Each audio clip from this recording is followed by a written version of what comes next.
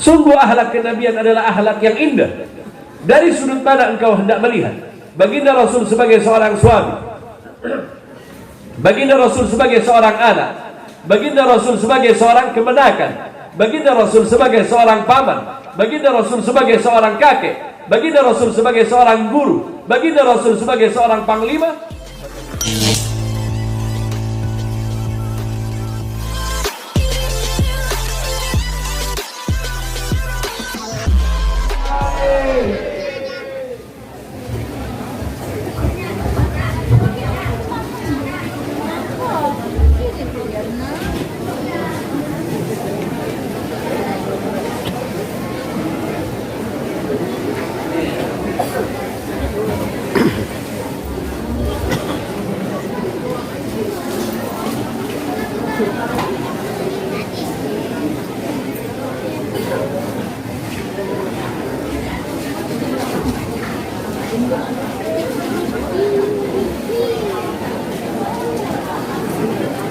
Bismillahirrahmanirrahim.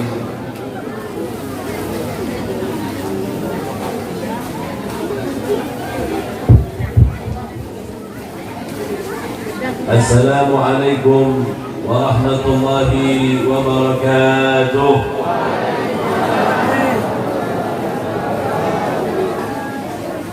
Alhamdulillah, alhamdulillahilladzi ahsana tadbira al-kainat wa khalaqa al-aradina was-samawat wa anzala al-ma'a min al-mu'sirat wa ansha'a habba wan-nabat wa qaddara al-arzaka wal-aqwat wa athaba 'ala a'mali salihat. Wa nusalli wa nusallim ala sayyidina Muhammadin bil mu'jizati adh-dhahirat allati hasala min nurihi wujud al-kainat wa ala alihi wa ashabihi ila yaumil miqat, amma ba'd.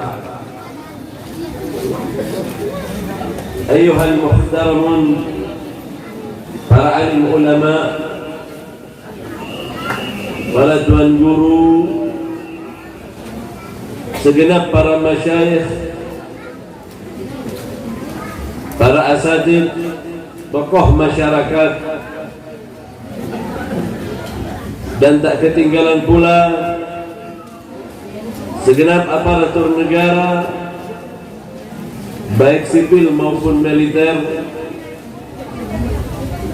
keluarga besar Persatuan Pedagang Pasar Belauran, segenap hadirin hadirat, ikhwan akhwat yang dimuliakan oleh Allah.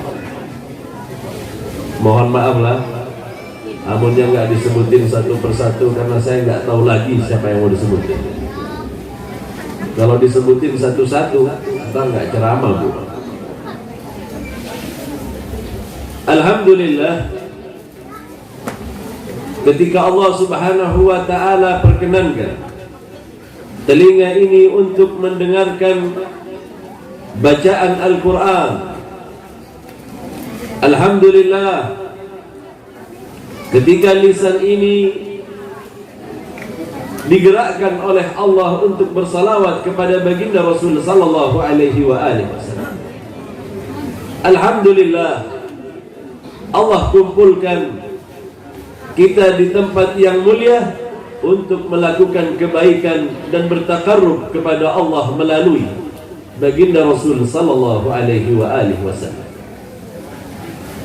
Salawat dan salam atas baginda Rasul sallallahu alaihi wa alihi wasallam, Nabi yang syafaatnya kelak akan menjadi sebuah hal yang besar yang akan Allah berikan kepada kita semua. Syafaatnya yang akan ditunggu oleh setiap makhluk. Syafaatnya adalah kasih sayang Allah yang akan dilimpahkan oleh Allah kepada mereka yang di dalam hatinya ada rasa cinta kepada baginda Rasul sallallahu alaihi wa alihi wasallam. Kepada karib kerabat, keluarga baginda Rasul sallallahu alaihi wasallam, sahabat baginda Rasul sallallahu alaihi wasallam. Keduanya adalah pintu pengetahuan yang mengantarkan kita kepada baginda Rasul. Mencintai sahabat dan mencintai keluarga baginda Rasul adalah bagian dari akidah kami, dari kekuatan i'tikad kami, bahwa mereka lah yang mengantarkan kami kepada baginda Rasul sallallahu alaihi wasallam. Kepada tabi'in, segenap mereka orang-orang yang berjalan di jalan baginda Rasul sallallahu alaihi wasallam, wa alaina ma'ahum wa fihim bi rahmatika ya arhamar rahimin, amin. Hadirin hadirat yang dimuliakan oleh Allah, dulu saya pernah ditanya,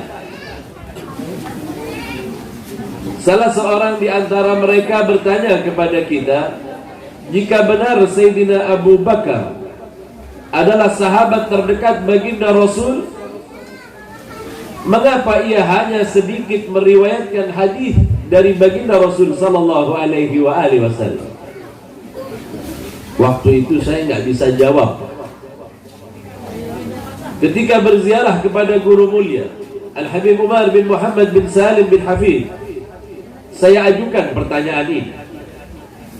Belum lagi saya sebutkan, belum lagi saya pertanyakan kepada beliau, tiba-tiba beliau berkata, Sayyidina Abu Bakar adalah seorang sahabat yang terdekat kepada baginda Rasul sallallahu alaihi wasallam.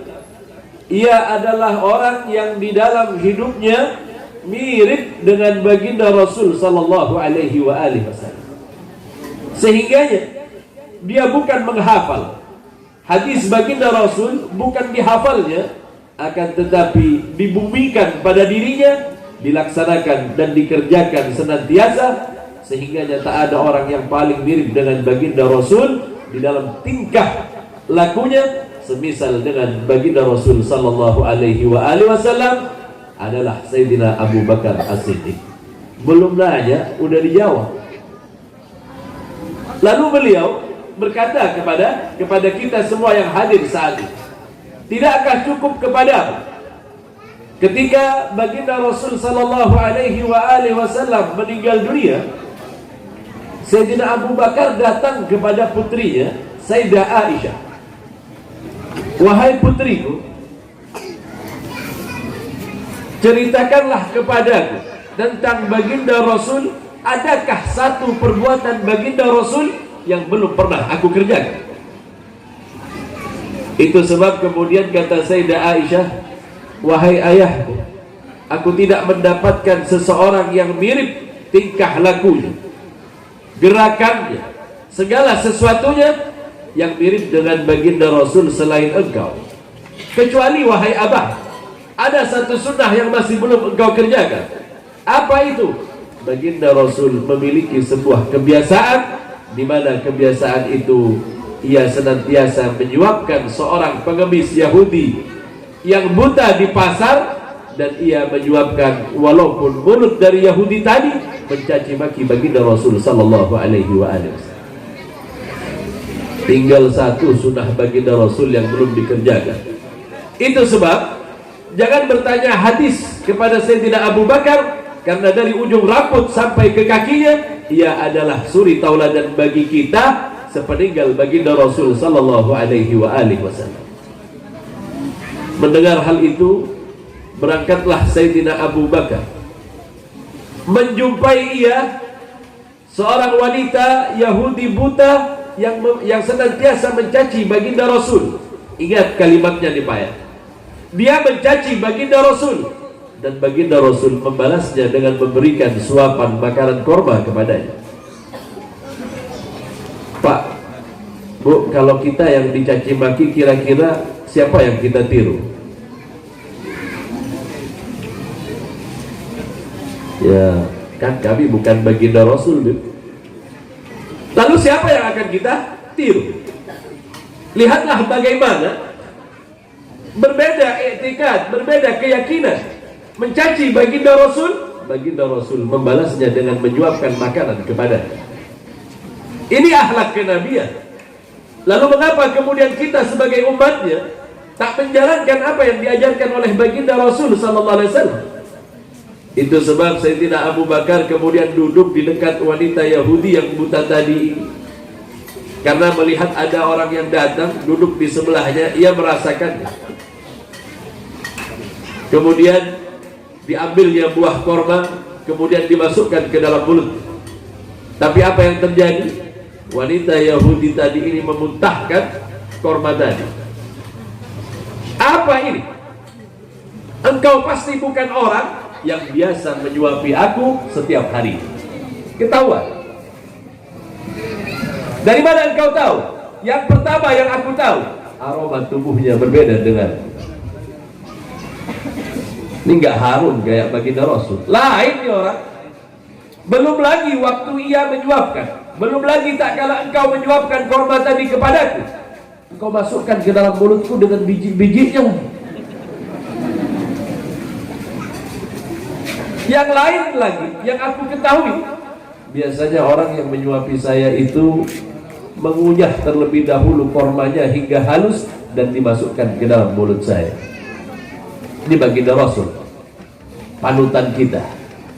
Bukankah di dalam Al-Quran disebutkan, laqad kana lakum fi rasulillahi uswatun hasanah. Untuk siapa uswah hasanah di sini? Untuk umatnya agar mengambil iktibar, mengambil pelajaran dari baginda Rasul sallallahu alaihi wasallam. Jika bukan baginda Rasul, lalu siapa yang akan kita jadikan suri tauladan? Dari siapa kita akan menjadikan ia sebagai panutan? Siapa yang akan menjadi pedoman di dalam hidup kita kalau bukan baginda Rasul sallallahu alaihi wasallam? Bukankah pemilik akhlak yang terbaik adalah baginda Rasul sallallahu alaihi wasallam? Wa innaka la'ala khuluqin 'adzim. Dan engkau wahai Muhammad pemilik akhlak, pemilik tingkah laku yang mulia. Allah memujinya dan kita wajib untuk mengikuti baginda Rasul sallallahu alaihi wasallam. Ini orang lain agama. Ini orang caci maki baginda Rasul. Kata Sayyidina Abu Bakar, bagaimana aku tak sakit hati ketika aku akan menyuapkan korma. Mulutnya kemudian berkata, jika kau dengar ajaran Muhammad, jangan kau dengarkan, karena sesungguhnya di dalam perkataannya mengandung ucapan-ucapan sihir. Jangan kau percaya Muhammad, karena ajarannya bukan berasal dari Tuhan yang Maha Satu, akan tetapi ajarannya berasal dari syaitan. Caci maki ajaran baginda Rasul, tapi baginda Rasul tetap mengunyahkan makanan dan menyuapkan kepadanya. Itu sebab Sayyidina Abu Bakar waktu dibilang engkau bukan orang yang biasa menyuapi saya, maka Sayyidina Abu Bakar menangis. Mengapa engkau menangis? Ketahuilah wahai Yahudi, sesungguhnya orang yang menyuapimu adalah orang yang engkau caci maki setiap hari. Engkau caci maki ia, tetapi ia tetap menyuapimu dan belum pernah kemudian ia memberitahukan kebenaran yang dibawa oleh. Enggak kemudian membela baginda Rasul, tidak. Baginda Rasul menikmati setiap cacian dan makian yang dilemparkan oleh Yahudi tadi, belum pernah balas. Ini kita bukan cuma di chatting kita, di tanggapan kita luar biasa kita terbawa, sehingganya semakin jeleklah citra Islam dan hilanglah ajaran baginda Rasul sallallahu alaihi wasallam. Hadirat ikhwan akhwat yang dimuliakan oleh Allah, itu sebab hendaklah engkau hidup sebagaimana hidup baginda Rasul sallallahu alaihi wasallam. Bukankah baginda Rasul adalah seorang guru yang baik? Di dalam sebuah hadis baginda Rasul pernah menyebutkan, innama bu'ithtu mu'alliman. Bukankah aku diutus sebagai seorang mu'allim, seorang guru? Guru namanya harus memberikan contoh yang baik.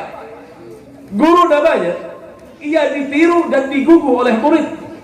Itu sebab baginda Rasul adalah guru bagi kita.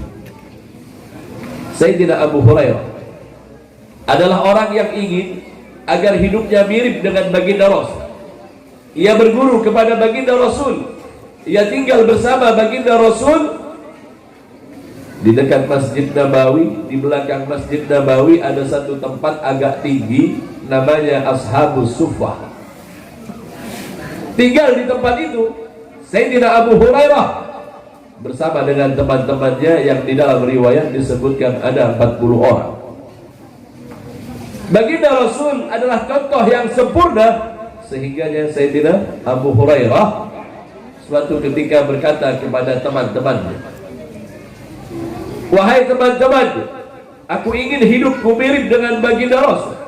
Aku ingin mengikuti apa yang dilakukan oleh Baginda Rasul, aku ingin mengikuti." Sampai suatu ketika Baginda Rasul sallallahu alaihi wasallam seusai salat Isya, Baginda Rasul melakukan salat sunnah 2 rakaat. Ini muallim, ini guru.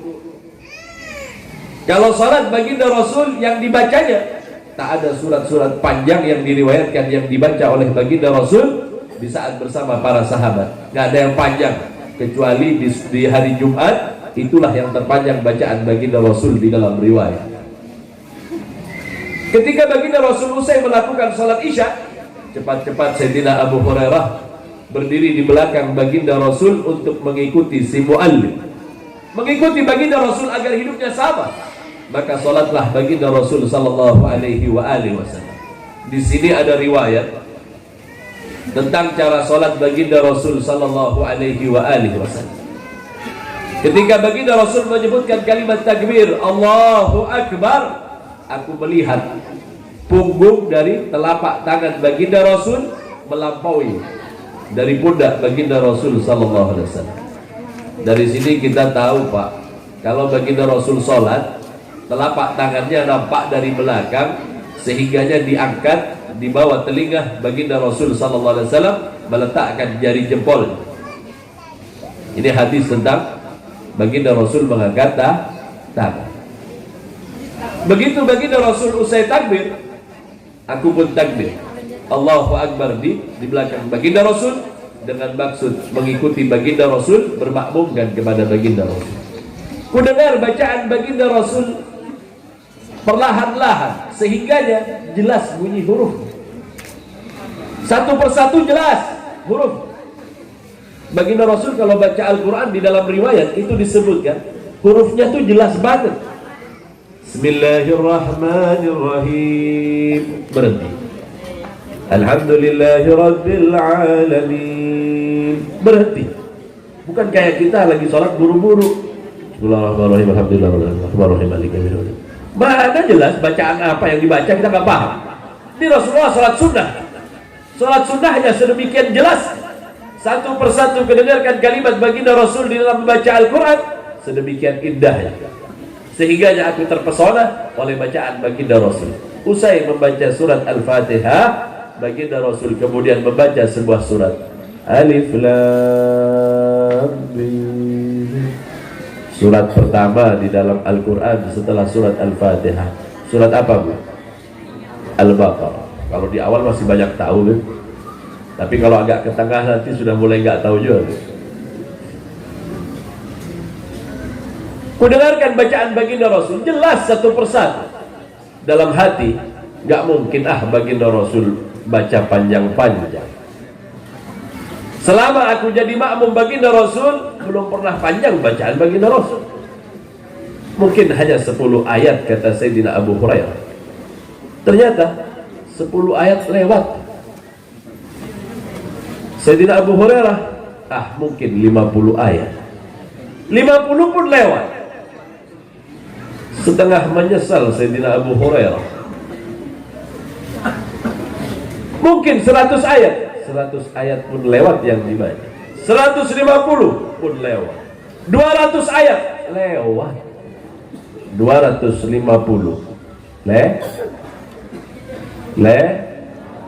berapa banyak surat Al-Baqarah, Bu? Berapa? Nah, mantap. Surat Al-Baqarah itu ayatnya 286 ayat. Habis dibaca oleh Baginda Rasul. Karena Baginda Rasul sedang salat sendiri, bukan bersama orang banyak. Ini kebalik.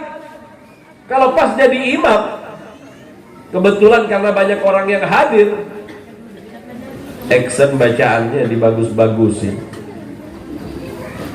Panjang-panjang ayatnya yang dibaca. Nggak diajarkan, Bu. oleh baginda Rasul? Enggak. Kalau bareng orang banyak, bacalah yang mu'tadilah paling tidak di salat isya. Mu'tadilah itu di dalam riwayat adalah di bawah dari surat amma yatasaalun ke bawah. Itu mu'tadilah. Yang pendek dari surat Wadduha ke bawah itu surat-surat pendek. Jadi kalau sedang bersama orang banyak, jangan kau panjangkan bacaan. Kalau sendiri, pergunakan waktumu semaumu sampai habis 1 juz, 2 juz, mau sampai khatam di dalam 1 rakaat. Itu jauh lebih baik. Karena begitu baginda Rasul kalau lagi sholat sendirian, Pak. Ini sholat sendirian, kuliah kulhu. Kalau ada makmumnya, panjang-panjangin bacaan. Kebalik, sunnah baginda Rasul itu panjang jika sendiri, dan jika bersama dengan orang lain, baginda Rasul tidak memperpanjang bacaan. Usai membaca surat Al-Baqarah, baginda Rasul pindah kepada surat yang kedua. Jelas Abu Hurairah mendengar. Apa surat yang berikutnya, Bu? Bu, surat yang ketiga setelah Al-Fatihah, Al-Baqarah. Wah, banyak menghafalnya dari sebelah situ tuh. Surat Ali Imran. Surat Ali Imran itu, Bu, banyaknya 200 ayat. Habis dibaca. Di sini juga ada sebuah riwayat yang dipegang oleh ulama Ahlus Sunnah wal Jamaah, wabil khusus di dalam madhab kita Syafi'i. Setiap pindah dari satu surat ke surat yang lainnya, hendaklah membaca Bismillahirrahmanirrahim. Berbeda dengan madhab yang lain, namun ini adalah perbedaan yang sifatnya furu'iyah, cabang saja. Usai membaca surat Ali Imran, pindah kepada surat yang keempat, surat mana yang tadi sering jawab? Lupa udah. Surat An-Nisa, surat keempat di dalam Al-Quran. Berapa banyaknya? Berapa banyaknya? Tadi di sana nyebut tusuk 176 ayatnya. Ini dibaca juga oleh baginda Rasul berturut-turut kepada surat berikutnya Al-Maidah. Setelah Al-Maidah terus dibaca oleh baginda Rasul Al-An'am, Al-A'raf sampai kepada Al-Anfal. 7 surat yang terpanjang di dalam Al-Quran dibaca di dalam salat sendiri oleh baginda Rasul. Abu Hurairah sudah kadung makmuman sama baginda Rasul. Akhirnya berkali-kali ganti kaki, Pak. Ke kanan sudah, ke kiri sudah. Usai selesai pulang, Abu Hurairah menemui teman-temannya. Apa kata teman-temannya? Besok makmum lagi Abu Hurairah. Cukup sekali. Rupanya baginda Rasul jika sendiri panjang bacaannya, tetapi jika bersama dengan orang lain, baginda Rasul mempersingkat bacaannya dengan membaca surat-surat pendek. Ini muallim, ini seorang guru. Dia tidak action waktu di depan muridnya, tidak. Ketika sendiri barulah ia apa yang merupakan amal ibadahnya ia tumpahkan di tak kala ia sedang sendiri. Itu seorang muallim, itu seorang guru. Ibu-ibu, di dalam rumah tangga baginda Rasul adalah contoh yang sempurna. Sudahkah di dalam rumah tangga kita itu adalah rumah tangga berdasarkan sunnah baginda Rasul? Bagaimana itu, Be? Pernah datang seorang sahabat yang hanya mendapati hidup baginda Rasul tak lama. Ia Islam tak lama, kemudian baginda Rasul kembali kepada Allah Subhanahu wa ta'ala. Maka ia mendatangi Sayyidah Aisyah. Ya ummana, wahai ibu kami, siflana, sifatkan kepada kami Rasulullah sallallahu alaihi wa alihi wasallam. Sifatkan Rasulullah kepada kami. Bagaimana tak kala ia di dalam rumah tangganya? Menangis Sayyidah Aisyah ketika ditanyakan. Terkenang bagiku, tak kala baginda Rasul sallallahu alaihi wa alihi wasallam berbaring di pangkuan. Sunnah, Bu, suami berbaring di pangkuan istrinya. Istri ibu begitu, Bu? Hah? Ini saya tanya nih, dikerjain sama suaminya. Boro-boro beb. Kadang-kadang ngelihat aja sama kita sudah muak. Na'udzubillah waliyadzubillah. Ini baginda Rasul di dalam rumah tangga. Baginda Rasul tidur di pangkuan Sayyidah Aisyah. Apa kata Sayyidah Aisyah? Aku seringkali membelai rambut baginda Rasul sallallahu alaihi wasallam. Di kepala baginda Rasul ada 20 uban yang terpisah-pisah. Sampai ke ubannya tahu Sayyidah Aisyah. Itu kan ada rambutnya, Beb. Kalau suami ulun Beb sudah habis rambutnya. Paling tidak sunnah itu dikerjakan. Berbaring di pangkuan istri itu sunnah. Istri kita, Pak, bukan istri orang. Ini sunnahnya. Ini sunnah yang diajarkan. Berurai air mata Sayyidah Aisyah saat menceritakan baginda Rasul sallallahu alaihi wasallam. Bagaimana tidak?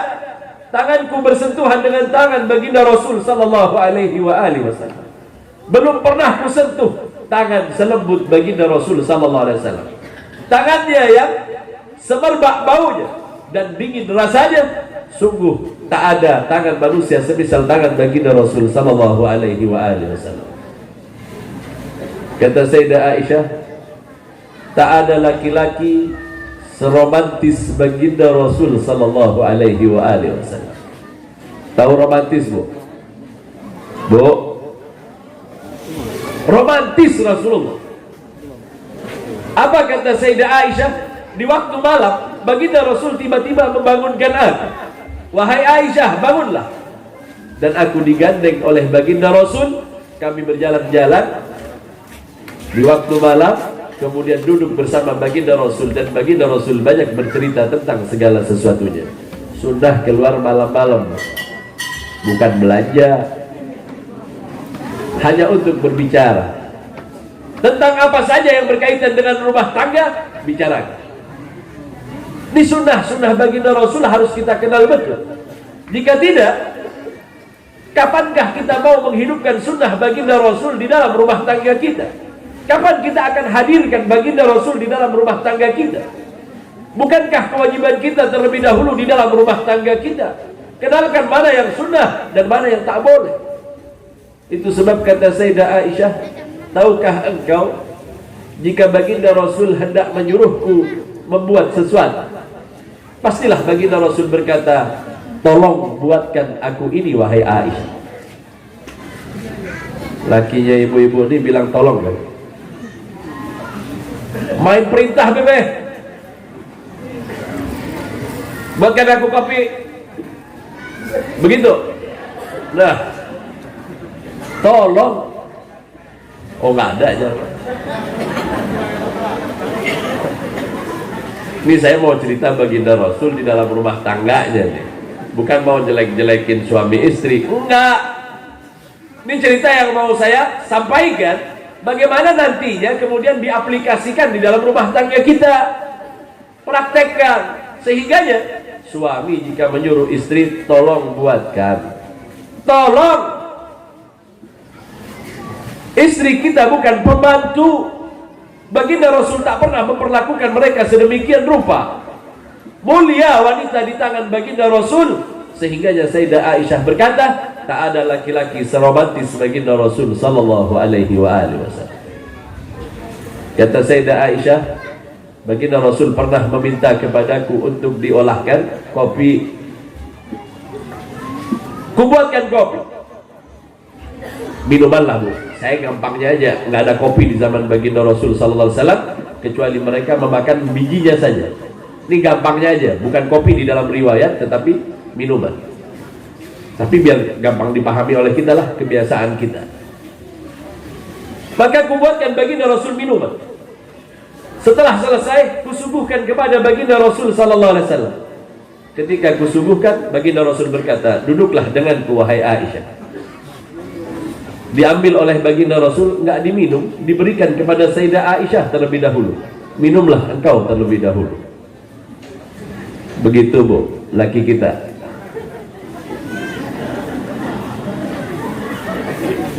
Ada pernah bebe Apa kata Sayyidah Aisyah? Aku meminum. Sedikit yang aku minum, sedikit yang aku minum. Kenapa? Karena aku berharap berkah dari baginda Rasul sallallahu alaihi wasallam.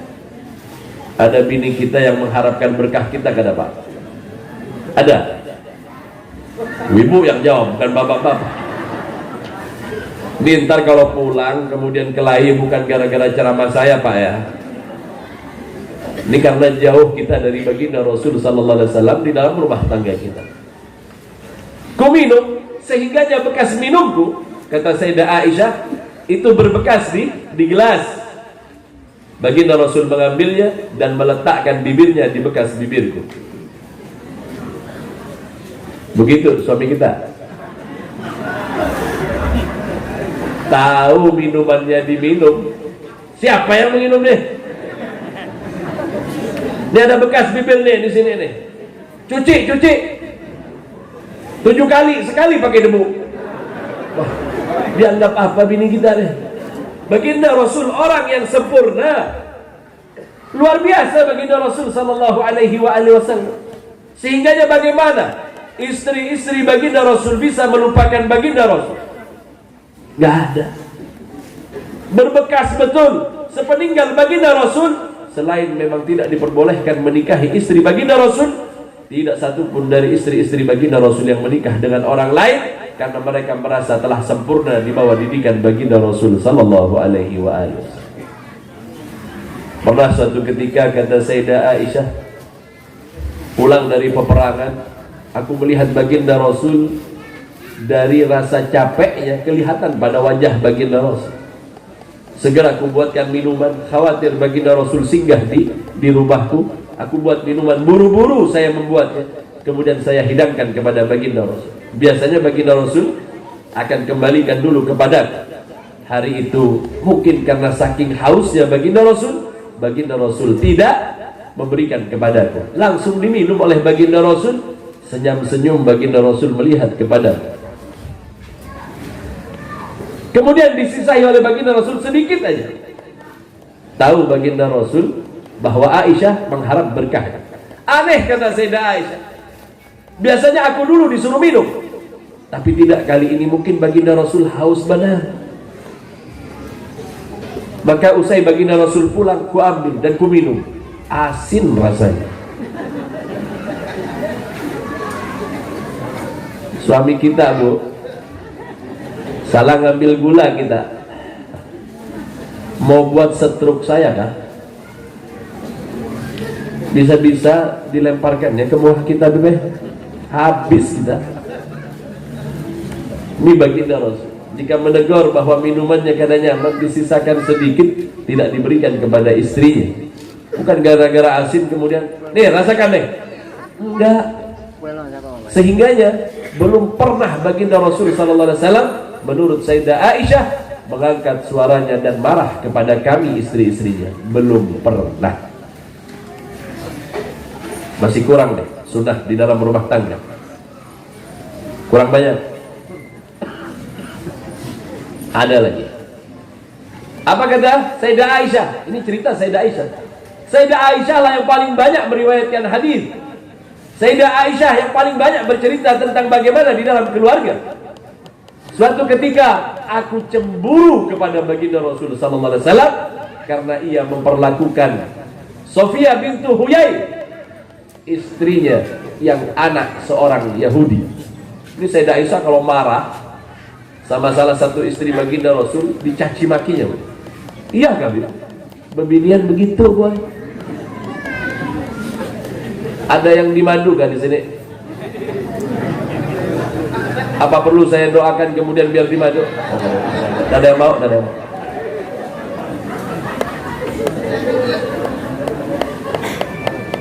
Kayak apa suaminya mau ikut sunnah baginda Rasul, ulun bini cuman sebuting aja, karena bisa mengikutinya.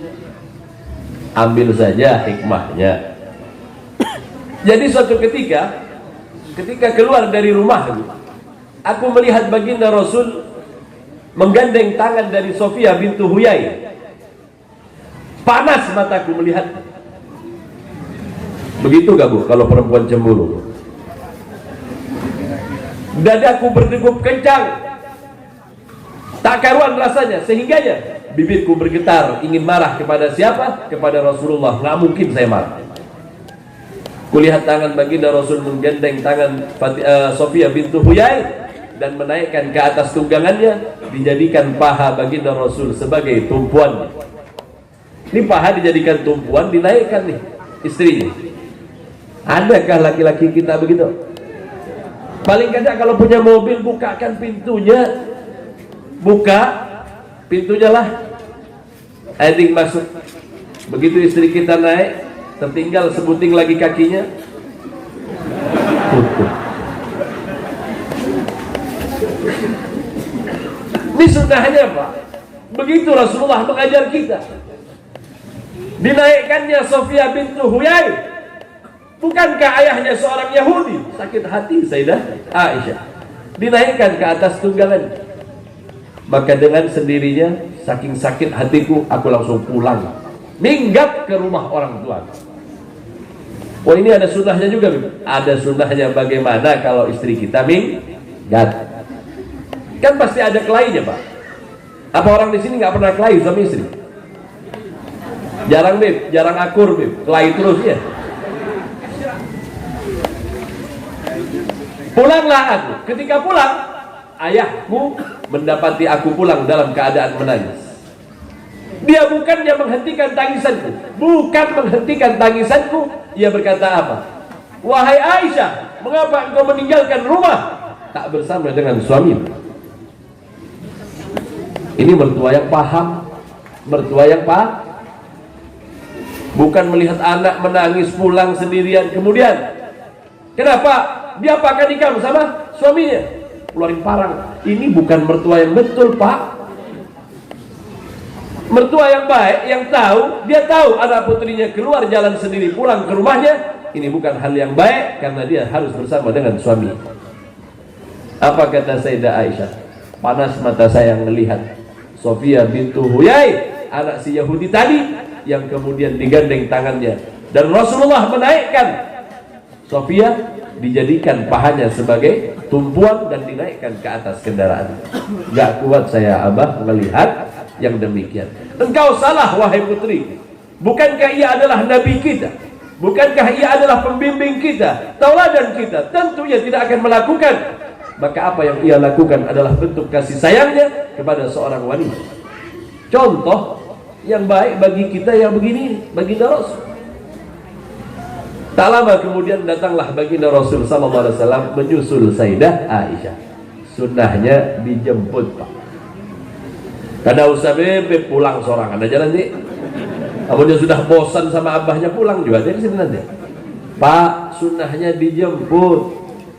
Datangi ke rumah mertuanya. Ketika datang baginda Rasul mengucapkan salam, yang menyaut salam hanya Sayyidina Abu Bakar, Sayyidah Aisyah diam. Marah sama baginda Rasul. Kata baginda Rasul, wahai Aisyah, marilah pulang bersama. Tidak, saya tidak akan pulang. Begitu mengangkat suara, gak kuat Sayyidina Abu Bakar dipukul, sehingga dalam riwayat luka mengalir darah dari bibir Sayyidah Aisyah. Namun kita yang menjadi suaminya memang kayak begini Pak, di rumah juga suka melawan.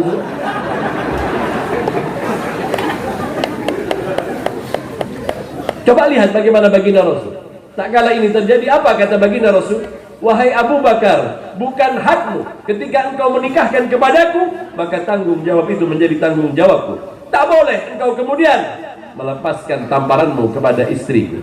Iya, istriku. Dibela. Tapi ingat waktu bela, jangan nyebutin namanya aja Pak. Ini mertua kita, kemudian kita panggil namanya. Bro, jangan begini bro, tunggu dulu. Ini bapak mertua kita dengan cara yang baik. Dibela istri tadi, lihatlah ketika dibela, dalam hati Sayyidah Aisyah berkata apa? Ternyata baginda Rasul membelaku dan dan tidak membela ayah. Suka hatinya, senang karena dibela.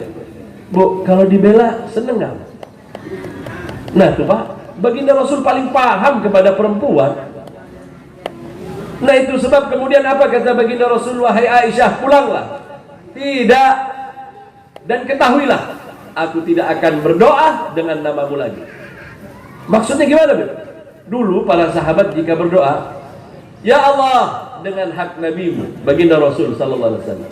Ya Rabb Muhammad, wahai Tuhannya Muhammad. Mereka berdoa seperti itu jika berdoa kepada Allah. Aku enggak pakai lagi namamu, ya Rasulullah. Jika aku meminta kepada Allah, ya Rabb Ibrahim, aku bisa meminta dengan nama nabi-nabi yang lain. Karena masih cemburu kepada Sofia. Baginda Rasul bilang apa? Pejamkan matamu wahai Aisyah. Aku pejamkan mata. Aku khawatir apa yang dilakukan oleh ayahku. Baginda Rasul mengulangnya kembali ketika saat aku memejamkan mata. Ketika aku pejamkan mataku, merasakan rasa hangat yang luar biasa. Baginda Rasul mendekat.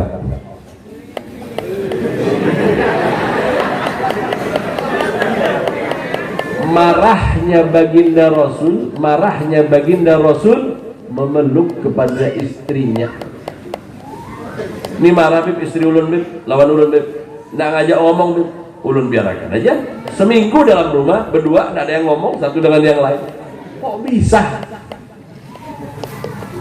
Siapa yang kita tiru? Bukankah sunnah baginda Rasul ini harus kita hidupkan di dalam rumah tangga kita? Sehingganya rumah tangga yang disebutkan oleh para ulama, yang katanya kalimat ini berasal dari kalimat baginda Rasul, baiti jannati, rumah tanggaku adalah surgaku. Ada pertengkaran, tetapi pertengkaran itu berakhir dengan kemesraan. Ada pertengkaran, namun pertengkaran itu tak pernah membuat efek sama sekali kepada rumah tangga baginda Rasul sallallahu alaihi wasallam. Umpamanya waktu panjang, Bu, ya, saya ceritakan semua tentang bagaimana di dalam rumah tangga baginda Rasul sallallahu alaihi wasallam. Panjang ceritanya, Bu. Memang lebih enak dengerin daripada ngomong. Ngomong nih capek, Bu. Pak, kita mendengarkan aja. Kalau salah diketawain, kalau benar belum tentu diikutin juga. Naudzubillah waliyadzubillah. Ini contoh baginda Rasul. Baginda Rasul sallallahu alaihi wasallam seorang pemimpin. Bagaimana layaknya seorang pemimpin? Pemimpin itu, kata baginda Rasul sallallahu alaihi wasallam, jika ada sesuatu yang dibagikan, ia adalah orang terakhir yang menerimanya. Tadilah beliau ketua pasar tadilah. Namun ada sumbangan, Pak. Pemimpin itu paling besar nyumbangnya.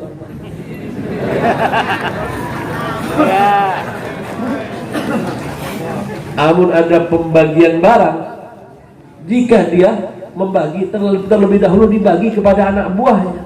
Namun gak dapat. Memang begitu pemimpin seharusnya.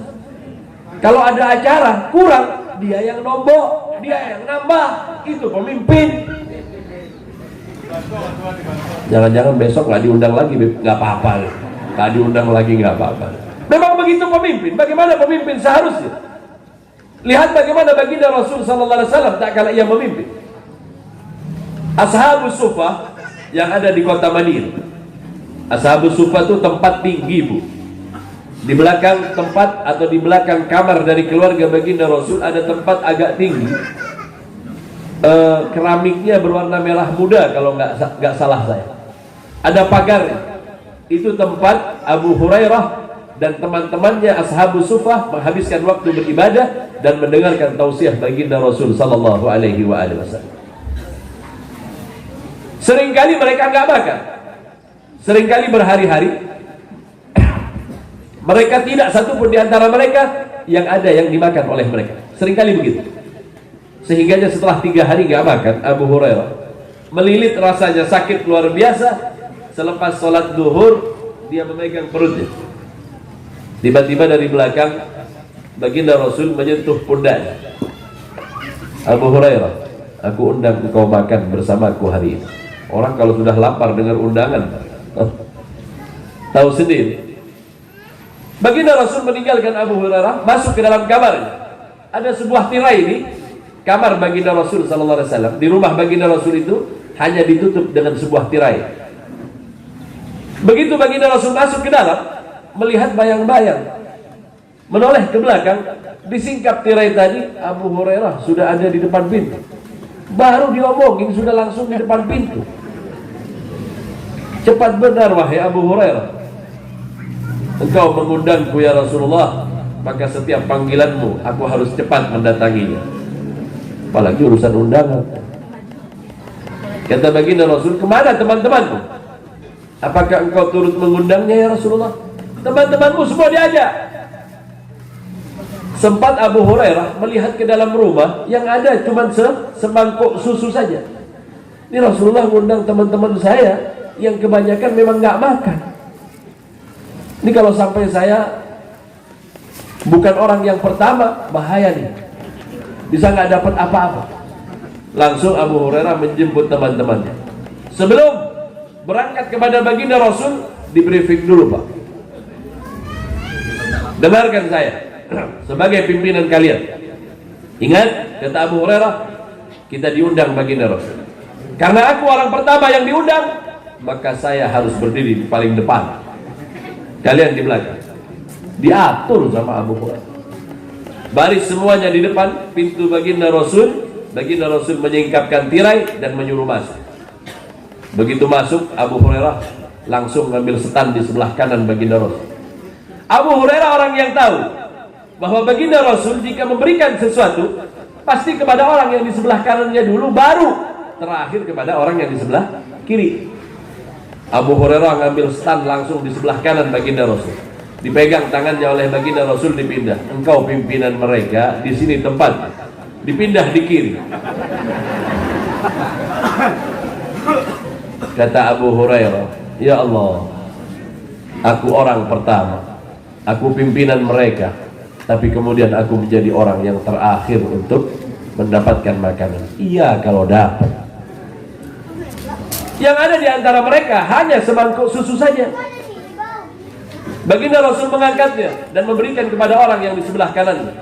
Ini orang yang di sebelah kanan baginda Rasul sama dengan Abu Hurairah, beberapa hari sudah nggak makan. Abu Hurairah penjemin mata, nggak kepingin ngelihat. Dia pejamkan, dia tundukkan pandangannya. Temannya yang di sebelah kanan baginda Rasul disuruh oleh baginda Rasul, "Syarab, minumlah." Dia minum. Dari suara minumnya, gluk gluk gluk, habis. Kata Abu Hurairah, ya Allah, aku orang yang pertama, tapi tidak akan mendapatkan apa. Berpindah kepada orang yang kedua, ketiga, keempat, sampai terakhir kepada Abu Hurairah. Baginda Rasul pukul, tepuk pahanya. Apa kata baginda Rasul? Ya dha'fal iman, wahai orang yang lemah iman. Minumlah. Kubuka mataku dan kulihat susu itu nggak berkurang sama sekali, sama dengan pertama kali aku melihatnya, maka aku meminumnya. Baginda Rasul berkata kepadaku, "Isyrab, minumlah lagi. Isyrab, isyrab." Sampai keempat kali ku katakan kepada baginda Rasul, "Ya Rasulullah, tak ada lagi tempat di dalam perut, penuh." Dan kulihat seusai aku meminumnya, baginda Rasul adalah orang terakhir yang minum. Ini pemimpin, Pak. Ada bagian BLT, pimpinan harus terakhir yang dapat. Jangan kemudian lainkan dulu lah. Itu untuk saya tuh. Pemimpin kayak apa nih? Pemimpin kita baginda Rasul mengajarkan yang luar biasa. Apa yang tak diajarkan oleh baginda Rasul? Semuanya sempurna. Jika kita mau melihat baginda Rasul dari segala sisi, semua contoh sudah diberikan oleh baginda Rasul. Atau mungkin satu contoh lagi sebagai sebuah akhir dari pertemuan kita malam ini. Insya Allah pada malam-malam yang akan datang kita ketemu lagi. Ini kayaknya saya yang udah yang kedua kalinya di sini kan. Mudah-mudahan berkali-kali lagi lah. Panjang umur kita sebelah saat insya Allah. Tapi takutnya saya nanti gak diundang lagi karena nyinggung-nyinggung pemimpin. Suatu ketika berceritalah beberapa orang sahabat baginda Rasul sallallahu alaihi wa alihi. Datang seorang wanita Yahudi membawa sepiring anggur. Kemudian ia berkata, "Ya Muhammad, kuhadiahkan ini kepadamu." Sahabat semuanya tahu ketika ia menyebut nama baginda Rasul tidak dengan sebutan "Ya Nabi Allah", tidak menyebutkan dengan ya Habiballah, pastilah orang ini berada di akidah yang berbeda dengan baginda Rasul sallallahu alaihi wasallam. Apa kata baginda Rasul?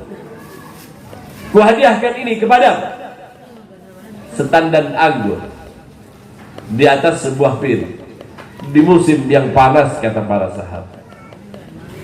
Ketika sampai kepada baginda Rasul, anehnya perempuan yang kasih anggur ini nggak pindah tempatnya, duduk nggak begitu jauh dari baginda Rasul, seolah-olah menunggu piringnya dikembalikan.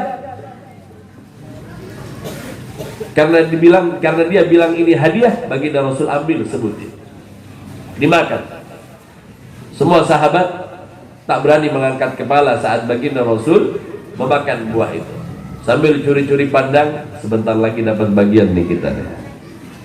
Aneh, tapi baginda Rasul ambil satu, tidak langsung membaginya, masih dimakan lagi. Sahabat semuanya nelan ludah. Ya Allah, musim panas begini makan anggur, enaknya. Atau kalau kita cerita tentang rujak, Bu lah, enaknya merujak nih, pakai pincuk lah. Nelan ludah kita. Nelan ludah nggak? Nelan ludah. Jadi gak enak deh. Ini Rasulullah ambil satu lagi. Di depan si Yahudi perempuan tadi, baginda Rasul makan satu persatu. Aneh, kata para sahabat, seharusnya dibagi. Tapi kenapa baginda Rasul tidak membagi? Bukankah baginda Rasul pimpinan kita? Kalau dapat hadiah harusnya dibagi dong. Tidak dibagi oleh baginda Rasul. Dinikmati sendiri sampai habis satu tandan anggur tadi.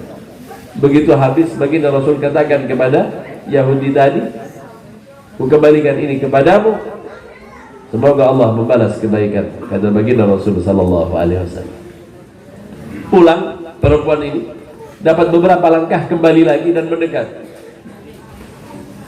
Ya Muhammad, asyhadu an la ilaha illallah wa asyhadu annaka Rasulullah. Aku bersaksi tiada Tuhan selain Allah dan engkau adalah utusan. Baginda Rasul mendoakannya dan ia kemudian pergi meninggalkan baginda Rasul dan para sahabat.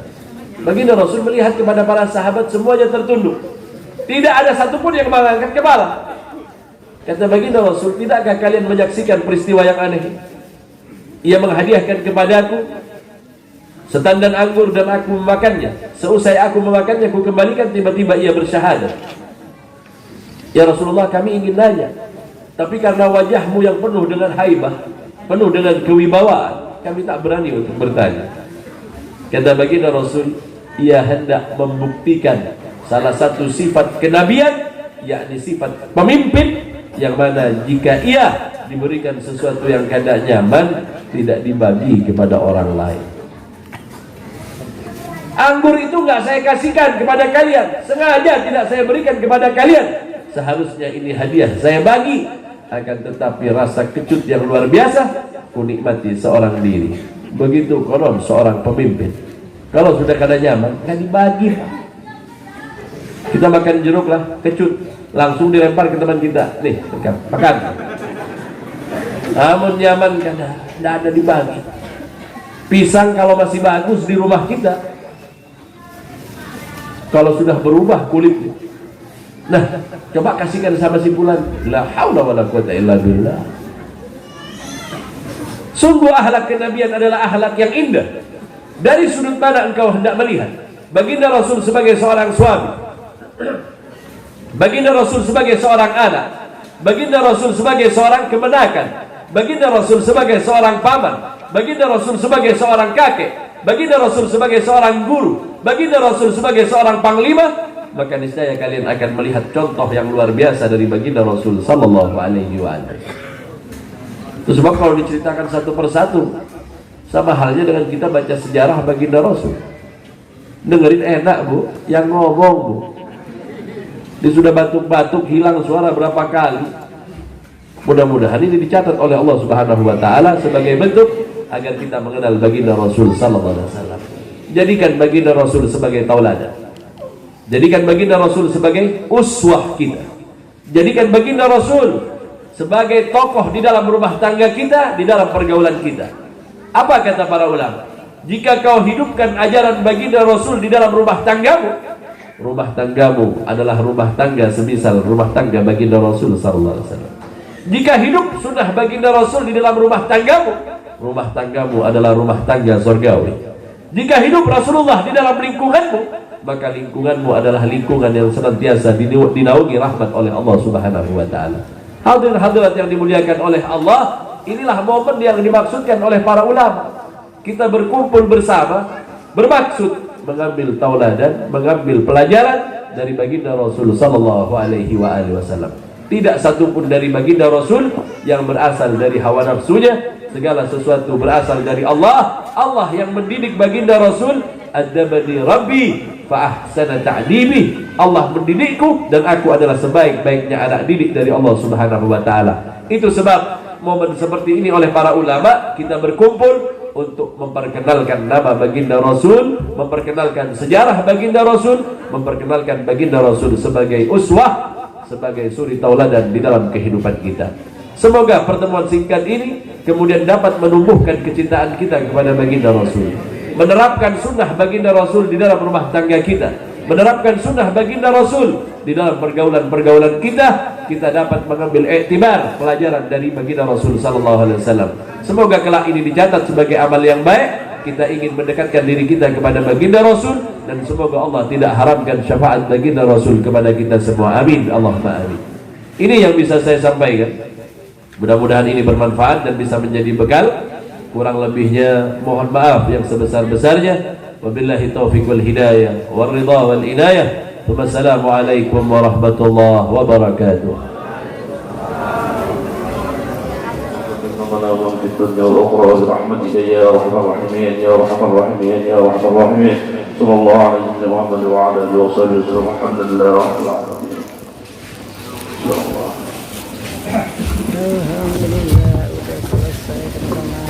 Dengan berakhir doa tadi, maka berakhir pula acara kita pada malam hari ini. Kami dari seluruh anggota Belora mengucapkan maaf yang sebesar-besarnya, wabil khusus kepada